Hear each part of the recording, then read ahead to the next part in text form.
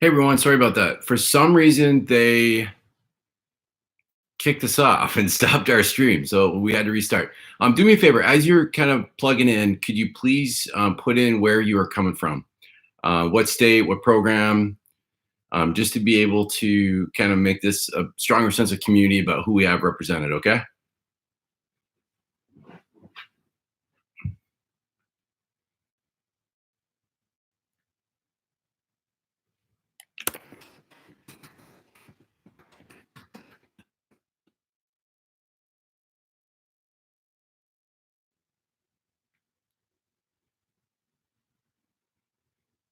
Awesome. Tennessee, Delaware, Bartlett.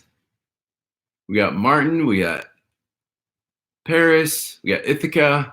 We got DC, Memphis. Awesome. This is great. Very cool. All right. Well, let's get started before something happens again and they kick us off. So, first of all, just welcome and thank you for dropping in on our first town hall. We'll be doing this every Friday afternoon at 2:30 for the weeks to come, as long as we are kind of in the midst of the COVID-19 response.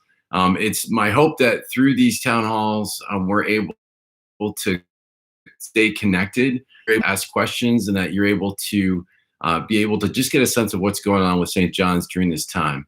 And my goal is to be as transparent and as honest with you, and to give you a sense of what is happening all around St. John's. It's quite the amazing organization, and I want to be able to share some stories about how we are working together, even in the midst of this crisis. First, I just to let you know that my thoughts are with all of you and your families. I hope that you are all remaining safe and healthy.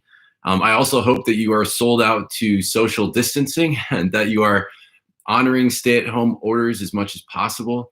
I know it's difficult to do, but at the same time, from everything that we're learning about the coronavirus and the best way to flatten the curve, we absolutely have to do the very best we can to limit our interaction with each other, our through social distancing, and then also being able to stay at home as much as possible.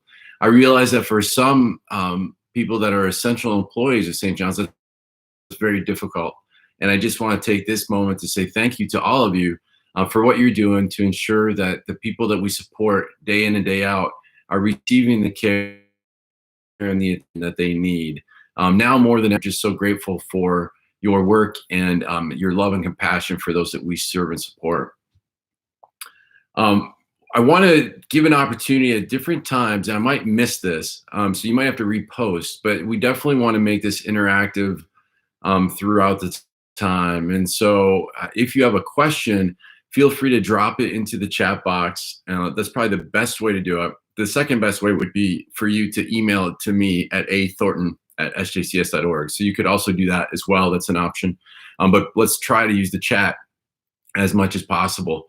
I want to start with probably some great news, I would say, to kind of brighten all of our days. I know that earlier we sent out a prayer request for Precious's husband and Precious and Tony's health and having the coronavirus and being admitted. Just to keep you all up to date on that, the latest I understand is that he is doing better. He is still in ICU. He's still in critical condition, but he has made progress in the right direction, which is just tremendous. At one point in time last night, I guess he actually pulled out his own tube and disconnected the ventilator in order to call Precious. And his words were, "I'm feeling the juice. I'm getting ready to come home." Like, that's mentally where he's at. Now, since then, they've had to put him back under, slightly sedated, and he is on the ventilator last I heard, but he's moving in the right direction. And we're just very grateful for all of you who have been praying for them and lifting them up and praying for Precious as she's at home, supporting Tony to the best of her ability. So, but just wanted to open up our meeting with just that celebration that, we still need prayers more now than ever. We want to envision and see Tony coming home, reunited with Precious. The two of them have given so much of their lives to St. John's and to people in general. And so we just pray that you would continue, or ask that you would continue to pray and hold them up. So thank you so much for doing that. And I just wanted to share that update. I know it's a concern for everybody. Also, I want to share with you that the board of trustees I'm in regular contact with, and their thoughts are also with you. They are asking repeatedly, how are the staff doing? How are the teams doing? How are the people that we support doing? So I just want to make sure that you're aware that they're concerned and actively engaged.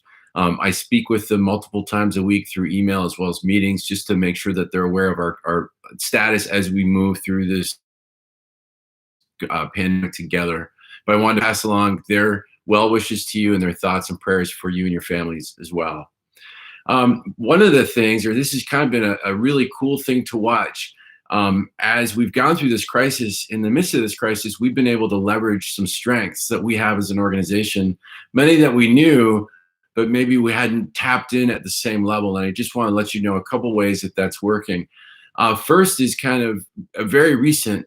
As you may recall, at the outset of COVID-19 and the outbreak, there was all of a sudden a mad rush on all types of supplies, right? In every city virtually. So people can get toilet paper, box dried up from the shelves. Well, the neat thing about us being regionalized, having a good sized footprint in different states, and having different institutional relationships and partnerships, we were able to still keep some supply chain in lines open for different supplies that we had, like paper products, food, cleaning supplies. And so much so that we were able to stockpile down in Harlan Morris, which was pretty cool. And just yesterday, a couple guys from Tennessee got up super early, loaded up a U-Haul truck, drove it up, and met a couple guys from Virginia to transfer over some supplies that were needed here in Virginia and DC. And I just want to, they're still being distributed now, but Kwaku reached out to me and said, as an example, we were just about out of our plastic glove supply here in Virginia and DC.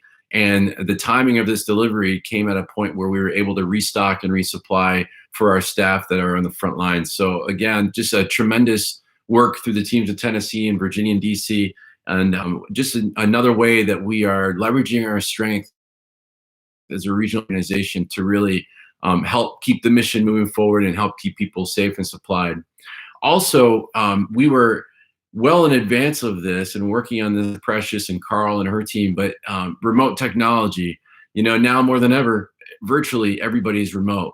And our ability to shift so quickly and use technology to support each other and keep the work going has really been a strength that we could leverage. We had to quickly tell the administrative staff, you can no longer go to your offices, you need to work from home. They were quickly able to adapt to that. And then our program teams have ratcheted up the level of remote support that they've been able to provide the people that we support in different residential and day settings. Even though there isn't a lot of day activity happening right now, there is some in-home day. And so it's just another way that St. John's was ahead of the curve on the remote technology. And we are still trying to pick that up and push that forward in the midst of the crisis, even now more than ever. And so stay tuned for that, but that is something that we've been working very hard at. Oh, it looks like we gotta get something up to New York, so we'll have to figure that out. So there's some need. So Roy will be in touch just to figure out how we can supplies up to you in New York. Um, and then also, some of you know about a group called the Founders Board. And the Founders Board has been around the history of St. John's since the beginning of St. John's, over 150 years ago, based here in DC. They were originally founded as a women's auxiliary, and then turned into the Founders Board, and over time have always been supportive of St. John's. Their mission is and was to essentially support the mission of St. John's. Well, last week I reached out to them in the midst of this crisis and asked them for an emergency gift or emergency grant. Typically, they provide us a grant in the fall. And I asked for the largest possible emergency grant that they could potentially provide. And they back the other day and told me that they were going to be giving us $150,000 as an emergency grant, which is really quite remarkable. And speaks to kind of their stalwart and ardent support of the organization over the years and understanding the need at this time. With that in mind, we're now going to take that $150,000 and use it, as we would for operations to keep things going here at St. John's.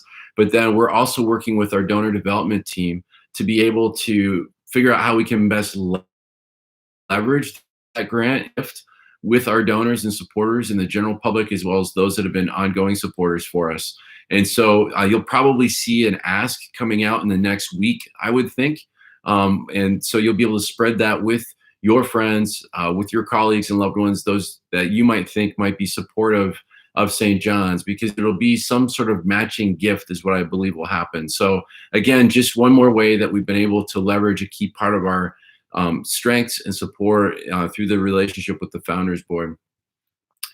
We do have some sad news, though, that I wanted to just make sure I was aware of, is that the same Founders Board that provided those funds actually in the same meeting chose to disband and merge with St. John's.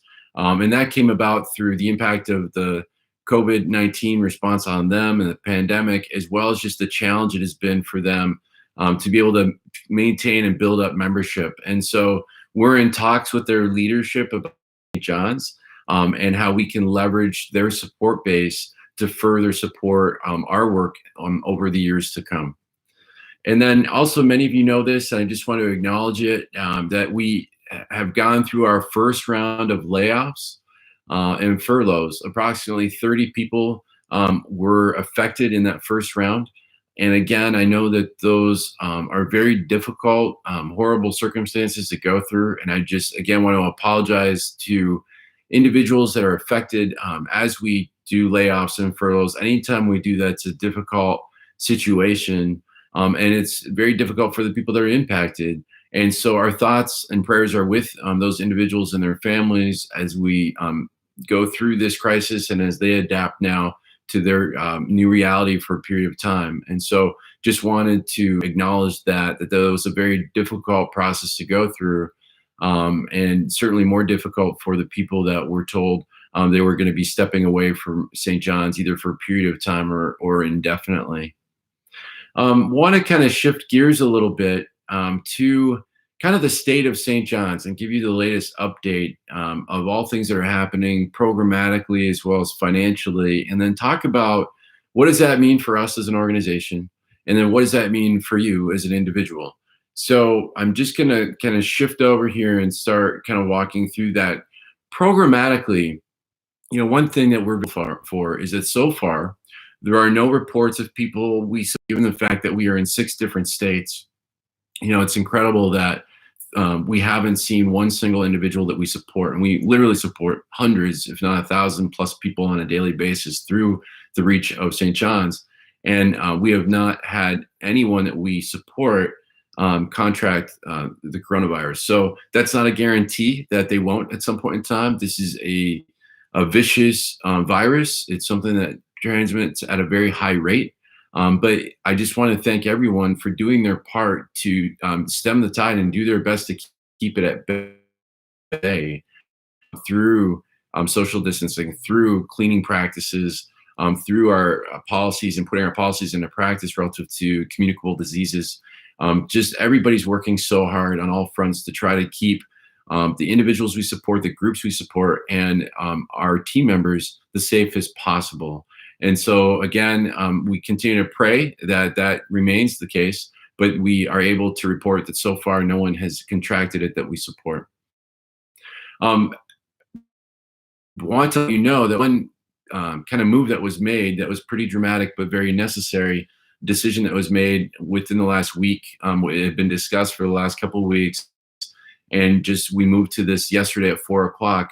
We did place Harlan Morris into a mandatory shelter-in-place status. Many of you know Harlan Morris is the elder care facility that we have down in Trenton, Tennessee. And there's about 25 individuals that reside there. They're all elderly in their 60s, 70s, and 80s. And because of that, they're at a much higher risk at contracting coronavirus, but then also falling susceptible to the other underlying issues and illnesses that come with it. And the mortality rate for those that are older is higher. And so Amanda Newell and her team volunteered to essentially take up residence in Harlan Morris and commit to doing that for the next month in order to make sure that the residents of Harlan Morris were as safe as possible. We communicated and worked with all of the families um, to make sure that they knew about this move, to give them the option for their loved ones to come home to them for this period of time. And so we do have protocols in place that people can leave not against their will. But if they do leave, then they may not be able to return until after we get the all clear for the pandemic. But just wanted to make sure that you all are aware of that and keep them in your thoughts as well. Amazing group of people down there, quite a community that's been developed, but such a vulnerable population. And we want to make sure that we're taking precautions at every level with them. And then we're also working plans in our other residential areas as well, all of our residential sites, that might be necessary. And so the managers are working with their teams to prepare and plan should we have to go into a shelter in place situation. So far, by far, the majority of family members that we've talked to in all of our residential programs have been very receptive to this idea that we really need to restrict and limit and almost eliminate any kind of visitation at this point in time. They've been very receptive for the most part to kind of what we've done in terms of social distancing and needing to keep their loved ones safe. We continue to do our best with every residential site to manage that. We are making plans should we have to shift to more in place. I mean, I just want to thank those staff that have volunteered, step into those residential environments should that need become apparent and should we make that decision. I really appreciate your sacrifice and your service during this time. And then, as you know, we also restricted in-home day pretty heavily. And so we don't have a large in-home day programming amount going on right now, but it has been restricted, again, putting social distance practices in place. And then on top of that, the emergency shelter in Ithaca, New York has been scaled back very significantly. We're working very diligently with our partners there and the health department there. Virtually everybody that has been coming to the shelter, historic hotels that are up there that we've worked with historically during times of surge. And we have had to scale back the day services that we provide in order to, again, limit the amount of congregate care that's happening and make sure that people can have their individual needs met, but be doing so in a very safe way. So that kind of gives you a sense of the programming and kind of where we stand right now and what we've been able to accomplish so far and what is happening. So these things have progressed over the last 2-3 weeks. And our response, we're trying to predict what could happen, and we're trying to plan well in advance so that we are prepared when we need to make the next level of decisions relative to the safety and health of the people that we support, because that's at the center of our plan. And we just thank you all for flexing and working with us through that process. Want to speak to our financial kind of update and our what's happening to St. John's financially. So to put this in perspective, with the response we've had to put in place, both as an organization and then in kind of collaboration or in response to decisions made either by local or state officials, we've had to basically take 2 or 3 lines of service right offline, from employment services to day programming. We are no longer community-based, if you will. You know, that was a big part of who we are, but we've had to sideline those programs for a period of time in the interest of health and safety and social distancing. That impact on St. John's is about a loss of 5 to 30% of our revenue. If you want to think about that from a dollar amount, that could equate to between $750,000 to $1 million in the course of a year. That is an enormous impact. I'm not going to sugarcoat that. That is like an asteroid hitting our organization. It's devastating. And we have very limited financial reserves to draw upon. We've done very well over the last year, really working hard at managing cash flow and liquidity. And even going into this year, 2020 calendar year, when we got into January, that was the best liquidity and cash flow position we had had. And right before going into COVID-19, I'd say February, March was our second best position. So a lot of hard work has gone into trying to strengthen the organization financially and manage our cash flow. And a lot of you that are on this call have contributed to that in a lot of ways. However, we have really struggled or anticipate really struggling further as we try to navigate through the loss of potentially $750,000 to $1 million a month. That's devastating. And with very little additional financial reserves to draw upon, it's not, we don't have nearly enough to get through this if this goes beyond 30 days, 60 days, 90 days, which we anticipate that it will go beyond 30 days. We anticipate just the current state of stay-at-home restrictions, social distancing, shelter in place could be state by state up to 90 days potentially. And so right now we are pursuing every loan in possible, through either the Small Business Administration or as part of the stimulus package that the federal government is in the process of releasing right now as funds start flowing into organizations. We are working with our banking partners. We are working with our portfolio managers to try to access as much liquidity as we can during this time. But I just want to be realistic about what we are experiencing and make sure you're aware of that. We're also leveraging every available option in the stimulus, like deferring FICA payments as an example. When we do our payroll, and our payroll is roughly $850,000 and $900,000 every 2 weeks. Well, there's a certain chunk of that, usually about 650 to 700,000, that's actual pay, and then there's an additional portion of about 200,000 or so that's taxes. And out of the tax portion, about 120,000 or so is FICA. And so the federal government has made a way for organizations if necessary. And so that's helpful as we consider, how do we manage cash to the best of our ability. But we're looking at every possible option like that to be able to manage our cash during this time. We're also working with our vendors on payment options. We've got some large contracts, large vendors. Every one of them has been willing to have the conversation with us. Some more than others have been willing, based on their own situations, to work with us on deferrals of payments or partial payments or payment plans. So we're having those conversations as well. And then we're also in the works now with the leadership team on planning restructuring the organization and being able to lower our expenses so that we can be able to manage with the revenue that's coming in and match our revenue to our expense. So what does that mean for St. John's as a whole? First, I know a lot of people believe that, hey, we just got to survive the next 90 days. If we survive the next 90 days, everything's going to go back to normal. I don't subscribe to that thinking at this point in time, and I've talked with the leadership team and the board that really, based on what we're reading, based on what we're learning and watching, our attitude should really be that we should be prepared to assume that we're going to be dealing with COVID-19 in some shape or form for at least the next 12 months. And while the next 90 days are absolutely critical, we shouldn't assume that everything's just going to return to normal once the first wave of COVID-19 and the social distancing and stay at home and shelter in place has passed. From everything that we're reading and watching and hearing, the experts are saying that we should anticipate another wave at some point in time of the virus to hit us, and that could be this fall.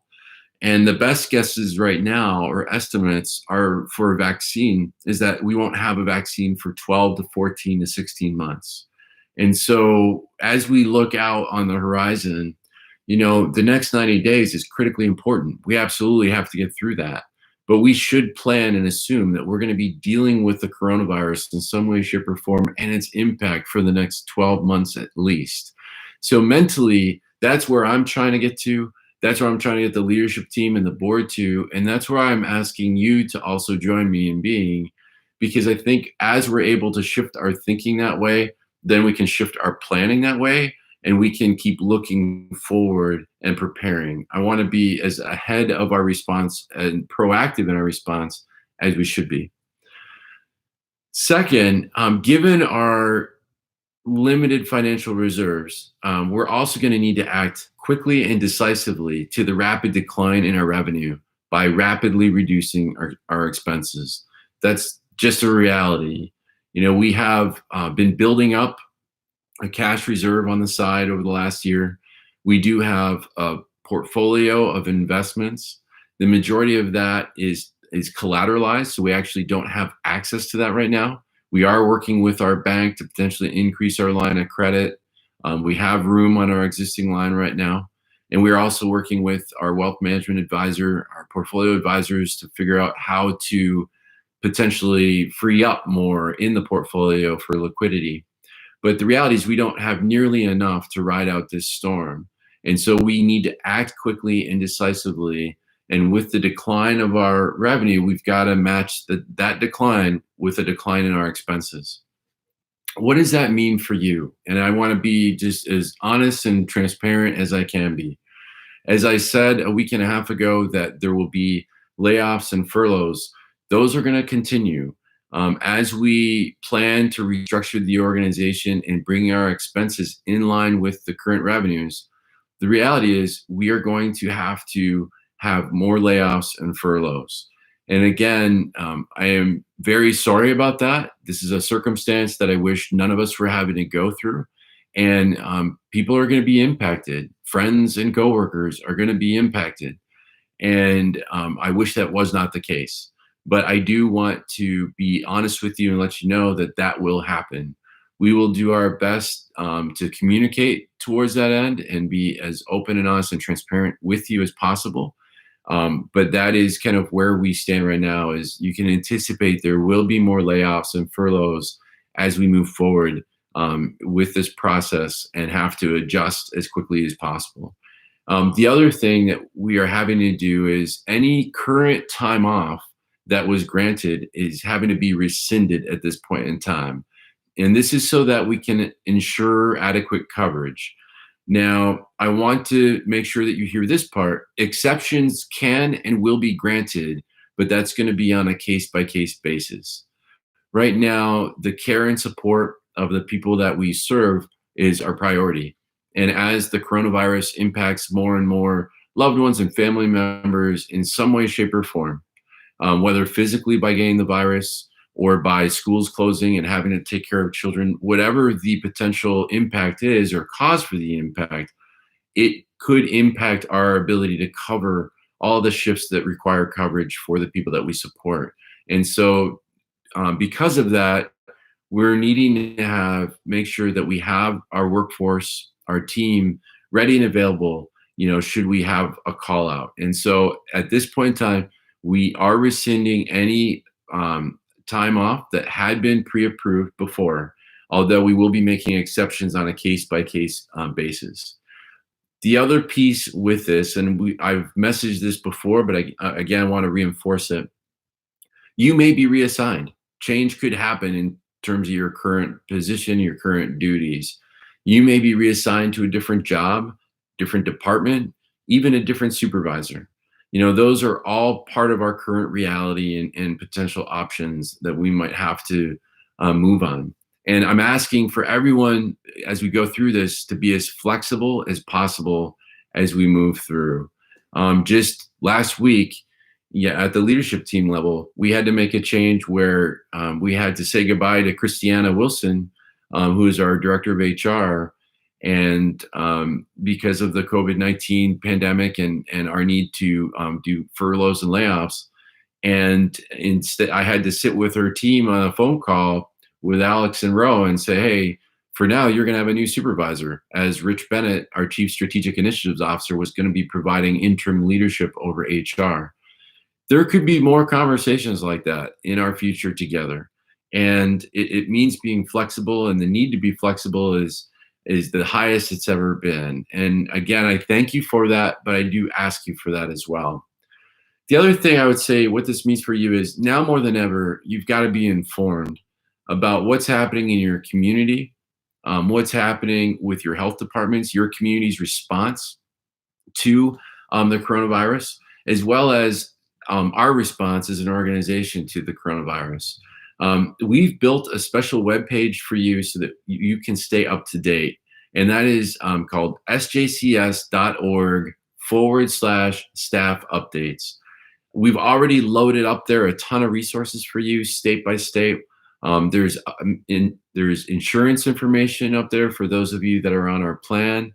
But it's a great resource for you, and it's the primary way that we want to keep you informed outside of email or Thera messaging. So please be sure to visit the website sjcs.org/staff updates. And thank you, Ryan, for putting that link into the chat box as we speak. And then, of course, you can follow us on social. We'll be, posting organizational updates on social media, but we're also going to be posting amazing stories about how we are acting and how our direct support professionals are serving during this time, how the people that we support are embracing technology, how they're staying connected to the outside world.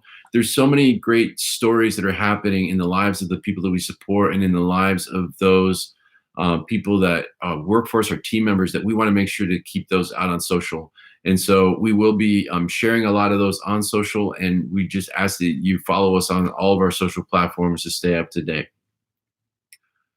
So let's just deal with kind of the reality of the situation we all find ourselves in. This is a time when we are all feeling some loss of control. This is an event that we could have had no idea the level of impact it could have had on our lives right now. And yet, in the midst of it, change has happened at a rate that we could not have anticipated. It's a time when we just have lost a sense of control. And so what can you do during this time? And I just have a few things just to encourage you with.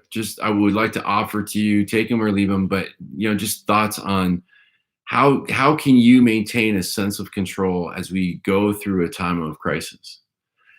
First, when at work, do your very best. I know that sounds simple, and I know you all do that now. But one way to have control is to stay focused on work when you're at work to the very best of your ability. Now more than ever, the people we support need us. But in the midst of that, let's remember that we need each other. Take time to ask how your coworker is doing. How's their family? Take time to laugh, to cry, or to pray with each other. And certainly, let's give grace to each other, because we don't know necessarily what the other person is dealing with right now. So we understand that in the midst of doing your job to the best of your ability, you're also might be dealing with a loved one who you've heard has contracted the virus, and you're worried about them. Or maybe there's a family member that has lost their job and you're worried about the impact on your family. Or maybe your child is having to do school remotely or out of school altogether right now, and you're worried about the impact that that's going to have. So, we all have to have grace for each other right now as we work together. And it's an opportunity for us to remember that, we are humans working in human services. And so I encourage you all that, while we're in this crisis together, let's be the best support that we can be for each other. The other thing I would offer is do not live in denial. This is unprecedented. And as I said earlier, it's the equivalent of an asteroid hitting our country, our organization, and our own lives. And it's going to leave a mark. It's going to make an impact. So hope and work for the best, but plan for the worst. I think that's an attitude that we should all adopt. Hope and work for the best. Work tirelessly for the best. But at the same time, plan for the worst, because this is something, again, that's unprecedented, and it's going to have an enormous impact. Already is having an enormous impact on our country right now, and that's going to continue to grow at least over the next month, I believe. Something else that you can do is use our employee assistance program resources that are there to help you during times like this. They are free and they're confidential, and they can help you with anything from mental health counseling to things like legal advice. Information on how you can access those resources confidentially are up on the website, sjcs.org/staff updates. Take advantage of that. It's a free service, and it's designed so that when employees are going through a time of crisis, when they have something happening in their life, not even work related, but then often when it's work related, they have a place, an outlet, someone that they can call where they can get support. And so it's a good resource. I've used it in my past. I would hope that other people would take advantage of it. But it's free and it's confidential. So use the EAP system by going onto the website, sjcs.org/staff updates. Now more than ever, self care is also incredibly important. You got to take care of yourself during this time. Watch what you eat, watch how much you drink. I mean, the reality is that for those of us that are now isolated to our homes, we have access to food potentially and access to alcohol and access to sugary drinks and any kind of things that are healthy and unhealthy. And so everything that we do now, think about it in terms of moderation, and just being sure that everything's in balance. Now more than ever, what we put into ourselves is going to make a difference. Take time to exercise. Go for a walk. They still haven't shut down outside completely, although social distancing still has to be monitored and we got to live even outdoors that way. And we're learning that, it could be spreading outdoors as well. But if you get a chance, go for a walk with your spouse, go for a walk by yourself, get outside when you can, take a break and just get connected in nature and breathe some fresh air and just, be reminded that there is a bigger world than all of us and it's there and it can breathe life into us during times when we're struggling.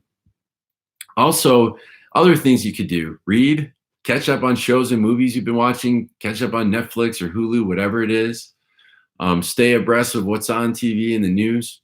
Make sure you get rest because we all need rest during times of crisis and stress. But I'm going to say this too. Take time to disengage. Lately, my wife and I, with everything going on, the intensity of it all, there's times where we're just leaving our phones in our apartment and we're going for a walk together. And we're just disengaging from CNN. We're disengaging from the White House briefings. We're disengaging from the bad news. And we're just re-engaging with each other. But everybody needs to disengage at some point in time and get a mental health break. So make sure you're taking care of yourself during this time. Be sure to spend time with loved ones. Enjoy this time that you have with your family. It reinforces that family now more than ever. Those that we love are so important to us at this point in time. So make sure that we give grace to them, to yourself, and to others. Press into those relationships that are important. We can still stay connected. As we had talked about earlier, we're an organization that embraces technology. Use the software and the apps that are out there to stay connected. Last night, I did a virtual happy hour with 9 of my college buddies. And it was just good to reconnect and hear how everybody's doing in light of how they're all being impacted differently through the coronavirus. But be sure to take that time, connect with your extended family. I'm currently away from my daughters, and I probably won't see them or my sons for the next 45 days or so. And so I'm using video chat and I'm using technology to try to stay connected to them. But I encourage you, press into those relationships that are important right now. And then finally, I would say, press into your faith. If you're a person of faith, now more than ever, take time to pray. Take time to meditate. Find space for yourself to be mindful and to center yourself, because it's going to be out of that you are able to adapt and change and adjust to the crisis as it develops and how it potentially impacts you. None of this is easy. And none of this should be taken lightly. None of this has happened before. So let's control what we can control. Do what we can do. Support who we can support. And love who we can love in the midst of it. I want to thank you all for how you are working tirelessly in the service of others and how you are trying to further the mission of St. John's even during a time of crisis. I want to thank you all for hanging in there during a time when there's so much uncertainty, when you're asking what's next, and none of us really know and have a good handle on what's next. We are so grateful as a leadership team. The board of trustees is so grateful for each and every person that has served at St. John's and serves at St. John's now to try to make the lives of those we support that much better. And even in the midst of this time, we are still doing that. You are still doing that. And I am very grateful for that. Thank you so very much. That's my comments for now for this town hall. I want to just take a moment and open it up to any questions that people might have. And probably the best way to do that, again, is through the chat box there. So if you have a question, feel free to drop that into the chat box now.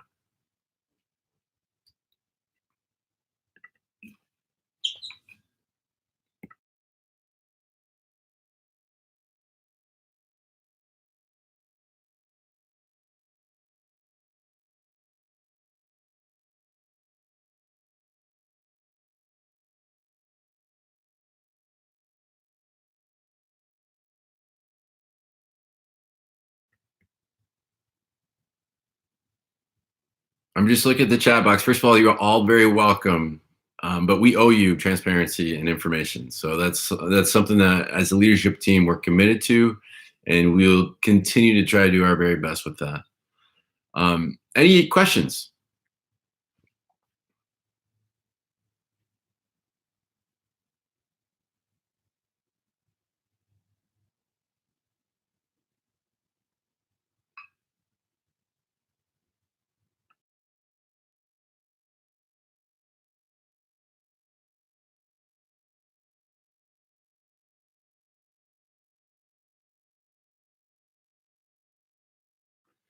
Okay, so a couple thoughts here. Ryan, can you drop into the chat box? We have a special email address for questions, right? And I think it's questions.staffing, but I don't know if I totally remember the exact link. I've been memorizing so many links lately.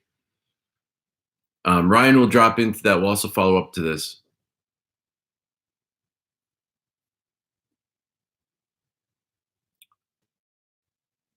Yeah, there could be. So the question is, will there be any need for other runs for locations? The leadership team is working across the organization to determine what the current needs are. And so certainly if you have needs in your areas, be sure to communicate with your supervisors, with your regional directors, and then with yours, because we are trying to track that. Obviously, it's a moving target. We still have access to different resources in different pockets organization. Like New York has things that maybe Tennessee doesn't. So, and vice versa. So we are tracking that. Make your needs known. We will do our very best. We're always efforting to try to get PPE. So if you don't want to put a question in the chat box here, you can also submit it to questions.staff@sjcs.org. That's questions.staff@sjcs.org.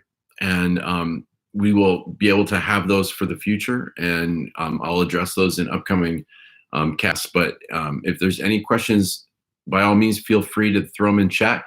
I'll do this. I will hang out, and just for anyone that wants to chat, I'll be here for a couple of minutes. If you have questions, feel free to drop them in the chat box. Also, if you have a personal question that you want to just direct to me personally offline, send it to my email at athornton@sjcs.org, and I'll be sure to respond to that. So thank you all for taking the time to join our live stream town hall event. We will see you again next Friday at 2:30. Be safe, be healthy, be well, and thank you for all that you're doing. I'll hang out for a couple more minutes for anybody that would like to chat. Thank you.